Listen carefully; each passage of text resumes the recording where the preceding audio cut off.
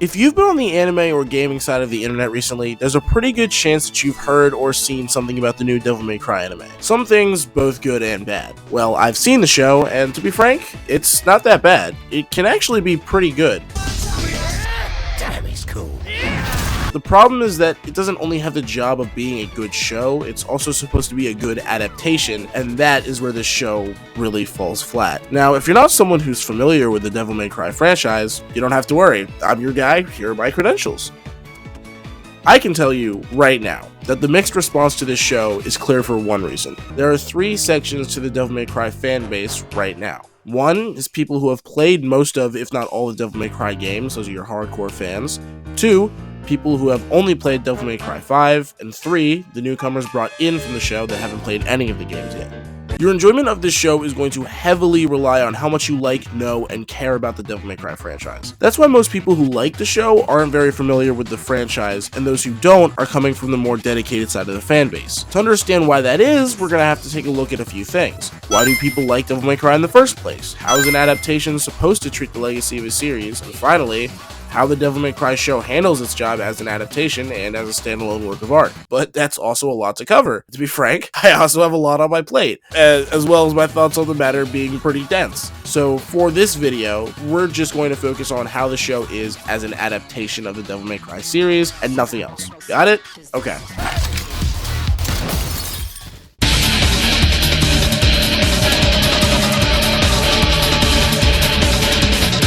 Firstly, it's very important to this discussion to define what an adaptation is.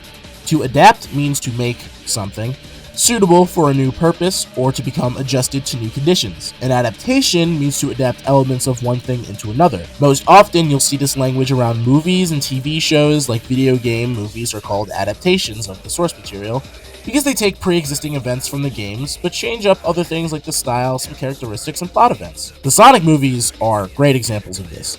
In Sonic Movie 3, which is an adaptation of Sonic Adventure 2, in both stories, Shadow is released by a Robotnik, Maria and Shadow become friends, and Sonic and Shadow go super to stop the Eclipse Cannon. The broader stories of the movie differs a lot from the game, with different events and characters happening in between, but the overall story stayed intact. So I hope that gives you a better understanding of what an adaptation is, and if it doesn't, think the Harry Potter movies. Now that you have that understanding, let's talk about how Devil May Cry Neftlix handles its source material. What the hell is this? To be blunt, the show isn't a good adaptation, like really at all. The influence of Neftlix and Adi Shankar is nothing but detrimental to the show. The changes range from longtime characters being heavily altered to the very foundation, and so many elements and important things in the DMC world being altered to fit their vision, which is understandable. When adapting another work of fiction to fit your vision, some things are going to have to change. But what's most important is that the key components stay the same. I'm going to use cooking as a metaphor here because it's something that everyone's done at some point. Let's say I'm trying to make a grilled salmon. So I look up a recipe for grilled salmon and I pick one that I like. While working through the recipe, I see some things, like how the original chef used basil and cracked pepper for seasonings, I don't really want it to taste like that. So I switch out those seasonings for my own, that being thyme and salt. And hey, while I'm adding new stuff, let's throw in some lemon slices in there as well. You know, simple stuff. And the end result is a grilled salmon that, while differs from the original recipe, still tastes good and has my own personal touch. That's the whole idea. Sticking with the cooking metaphor, let's say I want to cook a steak, but when the ingredients come, I'm giving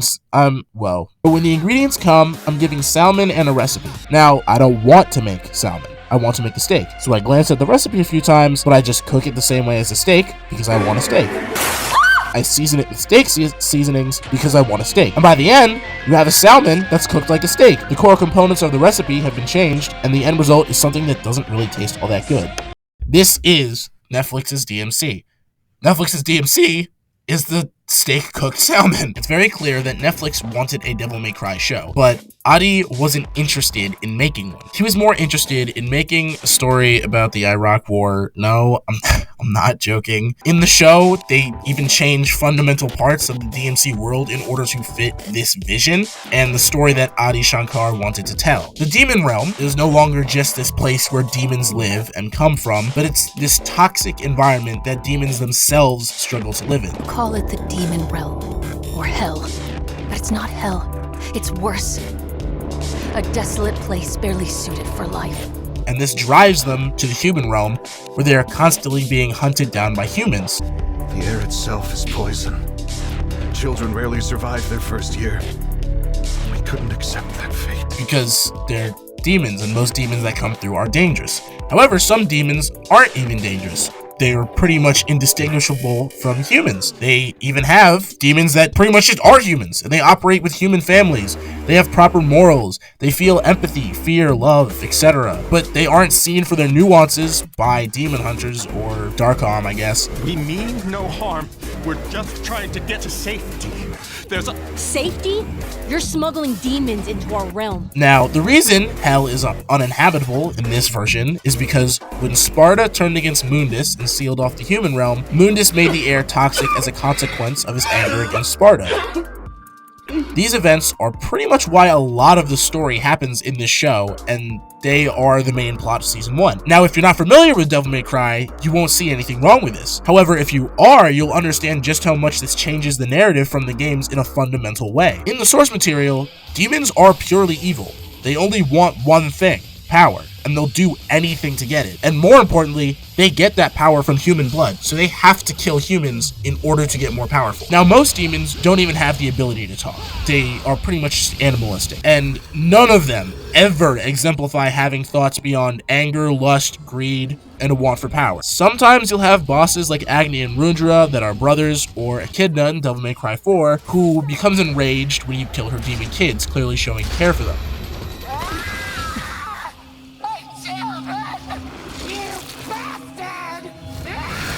But you don't feel bad because they're demons. Nothing more, nothing less. They are an immediate threat, and if not dealt with, they're going to hurt a lot of people. That's why Sparta was such a legend in the DMC verse. Not only was he incredibly powerful, but he was also the only demon to ever take pity on humans and feel more than what the average demon was just supposed to. He had an understanding of morality, nobility, and responsibility. Sealing the demon realm away from Mundus was an act of kindness made in order to keep the humans safe, and had zero repercussions on either realm.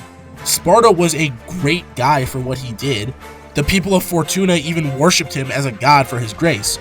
But in the show, his choice to seal off the demon realm is what made Mundus so angry that he decided to make the demon realm borderline uninhabitable, and he's practically painted as wrong for doing so. And I guess Sparta woke up one day and realized, hey, this is evil as so he rebelled. The least he could do, really. His legend and significance to the story is not only downplayed, but almost rewritten as a bad thing, which is kind of ridiculous. This is the consequence of changing fundamental things like that in the series. We get scenes in the show where a refugee demon family takes in Lady to hide her from and she gains the understanding that not all demons are dangerous or evil, something the audience also learns at the same time. That realization is then turned into shock when the US government, who Lady works with, takes all the demon refugees and brutally kills them all. We even see more powerful demons torn up by this, and they show empathy for members of their species being killed like this.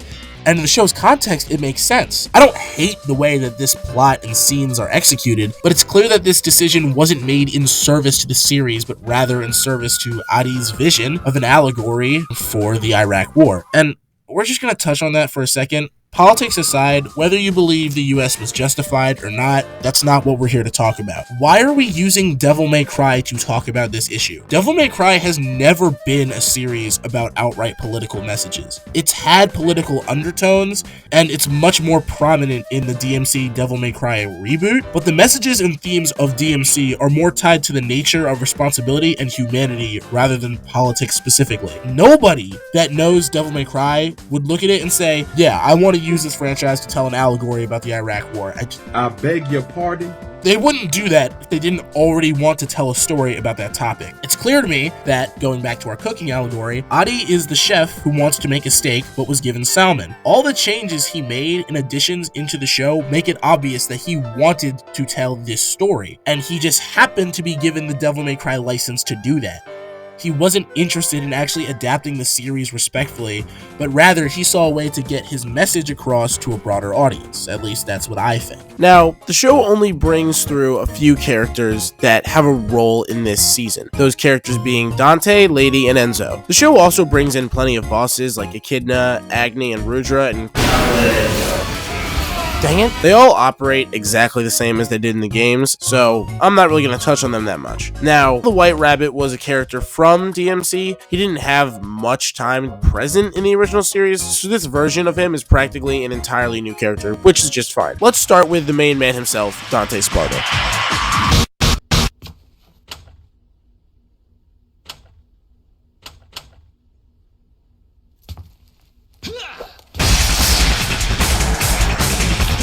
Believe me when I say that this guy is the saving grace of the show. Dante is just like himself, and most things about him are the same, which is good, because he's the main draw of the series. Don't get it twisted, I love the gameplay over all else, but he makes the combat stylish and cool with his whole demeanor, the songs, and just the way he talks exudes this laid-back, cool guy energy. And that's something most people that are drawn to DMC love about him, and that's stuff that he still has in the show. Yo, lady! Not to be a backseat driver? But I'm pretty sure this violates the Geneva Convention or something. The Geneva Convention only applies to humans. I'm a human! While the series has some great action overall, the most memorable scenes are the ones starring him. The fight scene in his office, the highway scene, and his first Devil Trigger all come to mind. He retains Dante's morals as well. Going out of his way to help others, he isn't a jerk, and we see him using his powers to protect and help humans. He also spends the entire show fighting for his mother's amulet because he promised her he would keep it safe. His motivations and story are completely noble, and you want to root for him. You want to see him win. The only thing I really don't like is how many pop culture references he makes in his quips.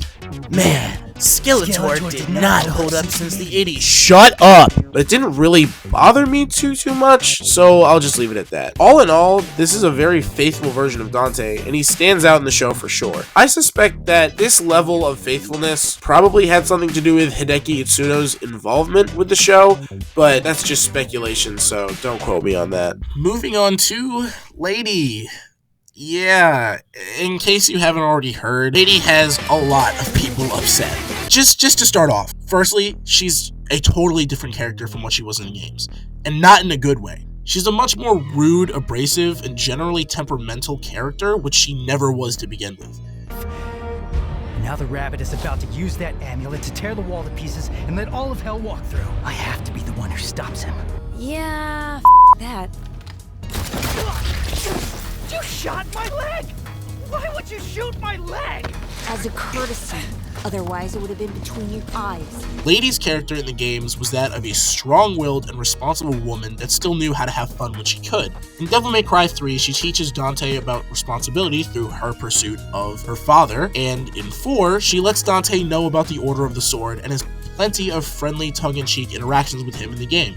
She was able to take things seriously while still playing off of Dante's goofy energy. Not only is she practically the opposite of that in the show, but most changes to her character work entirely to her detriment. I was not rooting for her at all during the show because she was just so annoying. Her dialogue with other characters is hyper-focused on making her out to be the coolest and most capable person in the room, when in reality, oftentimes I feel that she comes off as someone who, while experienced, is totally in her own head about it. Her ego is massive and it really hurts her character because we're supposed to like her. She gets just as much, if not slightly more screen time than Dante does. And when you treat a character like that, they need to be likable. Her treatment of Dante is one of the biggest reasons I just can't get behind her in the show. The show follows both Lady and Dante. Dante is caught up in the demon stuff because they stole his amulet and need his blood. So he's constantly playing catch up on the back foot because he's presumably never dealt with a situation like this before. All while that's happening, the White Rabbit is throwing his lineage that he refused to acknowledge in his face. Meanwhile, Lady, at every chance she gets, insults him,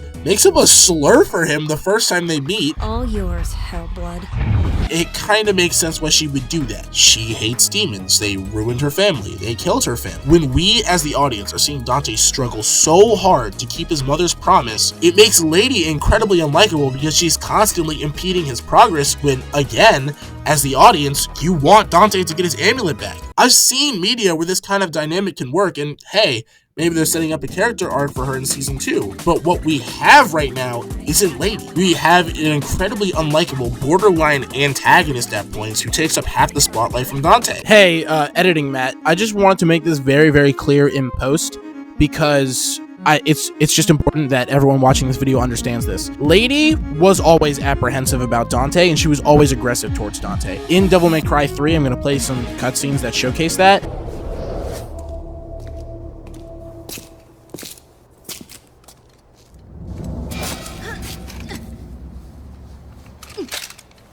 Well, this is my kind of rain.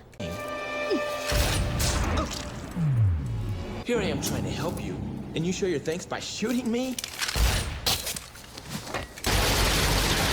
tell me, what's your name? I don't have a name. Okay, then what should I call you? I don't care. Whatever you want. What I'm saying here isn't that she can't be abrasive. She can't hate demons. That's a part of her character, and that's a part of her arc. Right? I think we all understand that. And I feel like sometimes people forget that because most of Lady's presence in the series is after she's already met and befriended Dante, they forget how she was and how she started out. So for Lady to start out pretty much just bullying Dante, that makes sense. The problem that I have is that it's too much. And I understand that this show was written in a full story, right? So we only have half or maybe 1/3 of the story right now, right? So her arc is not complete, and I understand that. My problem is that her arc that isn't complete is being dragged out, and I feel like I need to clarify that. I will talk about that more when I do the video on how it is as an actual show, but I just need to clarify this. The amount of times that Dante and Lady are forced to team up in the show, and Lady gets Dante's backstory, she gets that insight, she has so many opportunities and so many chances to become nuanced and change her way of thinking and opinion and show grace and mercy to Dante. She's even willing to work with him on several occasions, and yet she still, time and time again, betrays him when he places his trust in her. And that is the main thing that really just kind of encapsulates how her character is being mistreated. So I understand that her arc is not complete, and I understand, you know, things could change in the next part of the story that we just haven't gotten yet. But the problem here, right, is that what we have, it feels like the writers are purposefully making her more of this like angry, abrasive, uncompromising person than she ever was, and at this point than she ever had any right to be. And that's the frustrating part. I just wanted to clarify that because I think nuance in discussions like this is important, and I realized that I didn't really include that, so I wanted to go back in and make sure that we got that, because it's very important that you understand that, because I don't want people to think that I'm saying it has to be just like the original, or that I'm saying that Lady can't have these traits even though she already did, right? So thank you for your time. Back to the rest of the scripted video. Well, that just about covers everything that the show really attempted to include from the Devil May Cry franchise. So to conclude, how does Neftlix Devil May Cry work as an adaptation? Not really well. I know scales can be kind of annoying when you're thinking at things from a more critical lens, but I'd probably give it a 4 out of 10 as a Devil May Cry adaptation. In general, it changes a lot in ways that simply make the adapted elements worse, and it makes those changes for a narrative that has nothing to do with Devil May Cry. So next time, we're going to be taking a look at how the show stands up on its own 2 feet when separated from the context of the Devil May Cry franchise. How does it hold up then? I guess we'll just have to see. Thank you all for watching, have a grand and glorious rest of your day, and feel free to subscribe so I can get money from this. Maybe, if you want to. I don't know, I'm not your dad. Curse you, Smiley Man!